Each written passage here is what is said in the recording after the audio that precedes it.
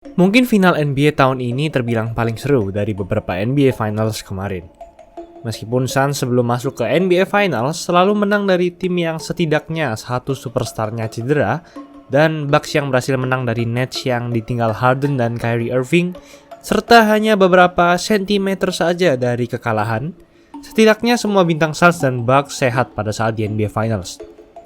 Namun mungkin kamu bertanya-tanya, apakah ada final NBA yang sangat membosankan dan terbilang sangat buruk? Dalam episode kali ini, kami akan membahas 5 NBA Finals terburuk dan membosankan sepanjang sejarah. Sebelum lanjut, jangan lupa like dan subscribe ya. Simak ulasan berikut ini.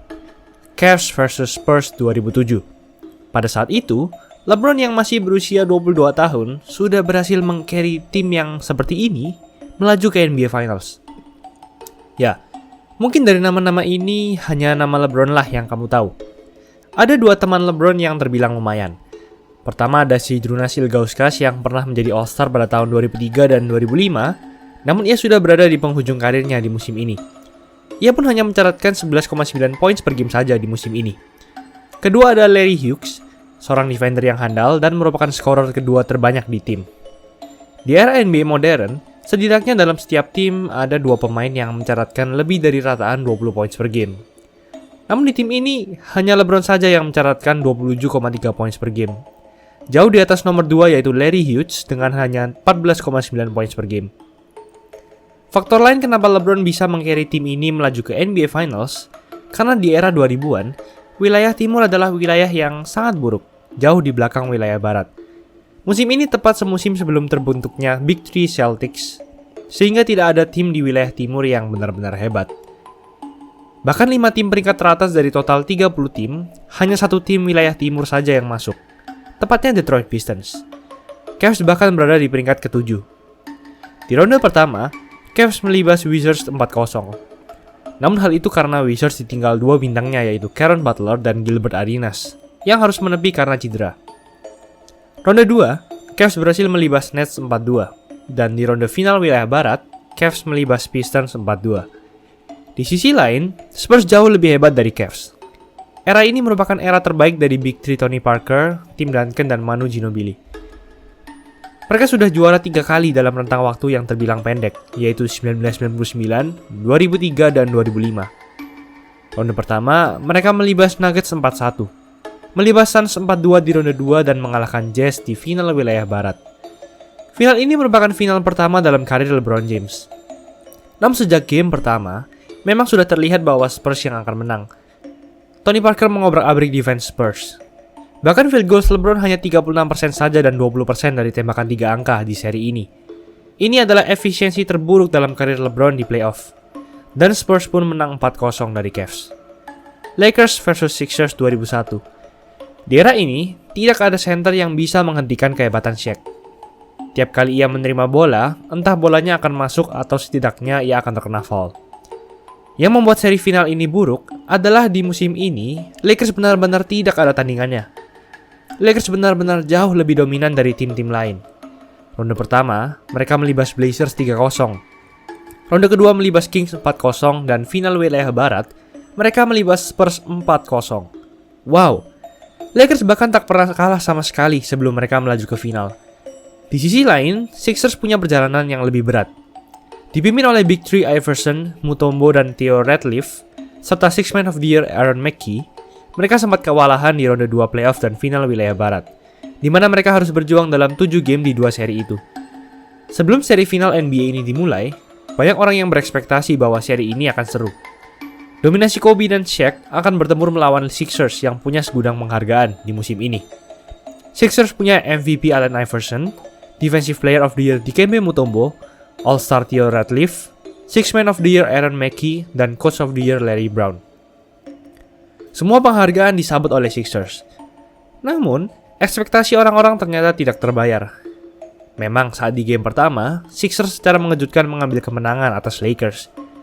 Seri itu merupakan seri paling berkesan dari Allen Iverson, di mana ia mencetak 48 poin dan menang overtime.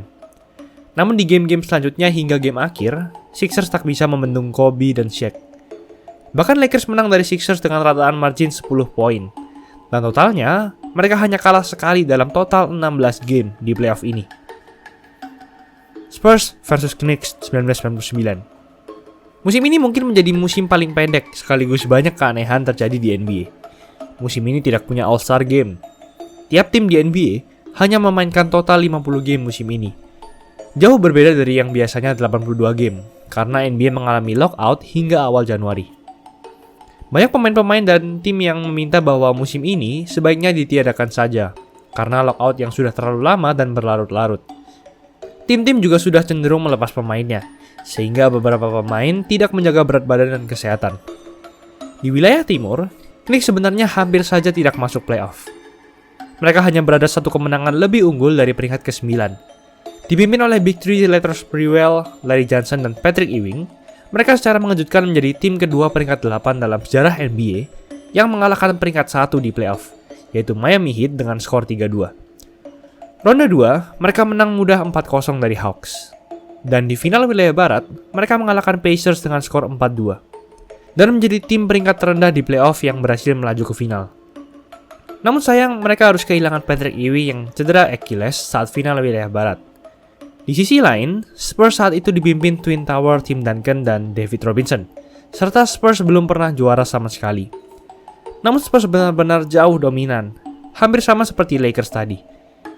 Di ronde pertama, Spurs mengalahkan Timberwolves dengan skor 3-1. Ronde 2, mereka mengalahkan Lakers 4-0. Dan lagi-lagi di final wilayah barat, mereka mengalahkan Blazers 4-0. Mulus sekali, di mana mereka hanya kalah 1 kali dari total 12 pertandingan. Dan di final tentunya, sesuai prediksi banyak orang, Spurs akan menang jauh dari Knicks yang ditinggal Patrick Ewing. Knicks dikalahkan Spurs 4-1. Dan yang membuat lebih buruk lagi, seri NBA Final ini terbilang low scoring. Bahkan pada game 2, Knicks hanya mencetak 67 poin saja. Lakers versus Nets 2002. Balik lagi ke era 2000-an, di mana era ketimpangan wilayah barat dan wilayah timur dari NBA. Di akhir regular season, Lakers berada di peringkat 3 wilayah barat di bawah Kings dan Spurs. Masih sama, mereka dipimpin oleh Kobe dan Shaq. Ronde pertama, Lakers mengalahkan Blazers 3-0. Ronde kedua mengalahkan Spurs 4-1. Dan final wilayah timur, terjadilah salah satu seri playoff paling kontroversial dalam sejarah NBA. Terjadi skandal penyenggokan dan pengaturan skor oleh wasit Tim Donaghy. Kings pun sebenarnya diprediksi akan menang di seri ini. Namun karena Kings adalah tim market kecil, sedangkan Lakers adalah tim market besar, ada konspirasi bahwa NBA sengaja membuat Lakers menang. Karena hal itu akan memberi keuntungan finansial bagi NBA bila Lakers masuk ke final. Tim Donaghy disogok untuk membuat Lakers menang dalam game 6. Dan akhirnya memang benar, Lakers mengalahkan Kings dengan skor 4-3. Padahal, itulah satu-satunya kesempatan terbesar Kings melaju ke NBA Finals dan sudah pasti menjadi juara. Karena Nets jauh di bawahnya. Bahkan di akhir regular season pun, Nets yang berada di peringkat 1 wilayah timur, justru berada di peringkat 5 dari total 30 tim. Nets mengalahkan Pacers 3-2 di ronde pertama, Hornets di ronde kedua dengan skor 4-1, dan Celtics di final wilayah barat dengan skor 4-2.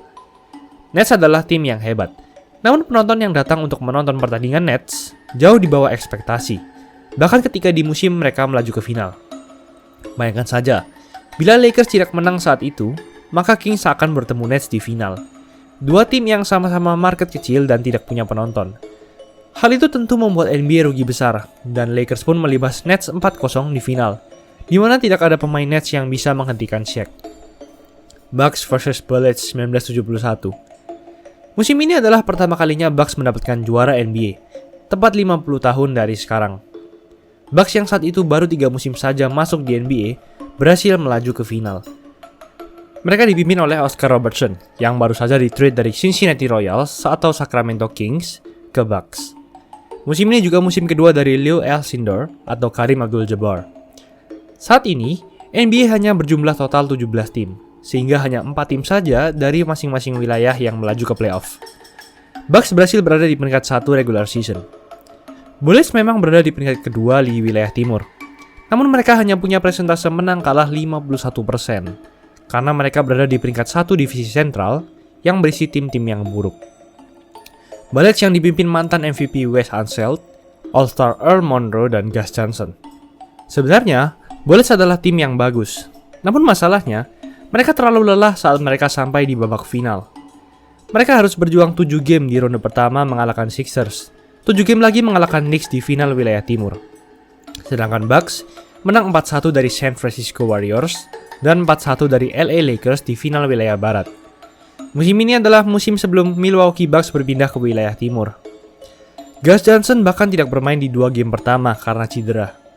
Dan akhirnya Bucks pun berhasil melibas Bullets 4-0 dengan rataan margin 12 poin. Itulah ulasan mengenai episode kali ini.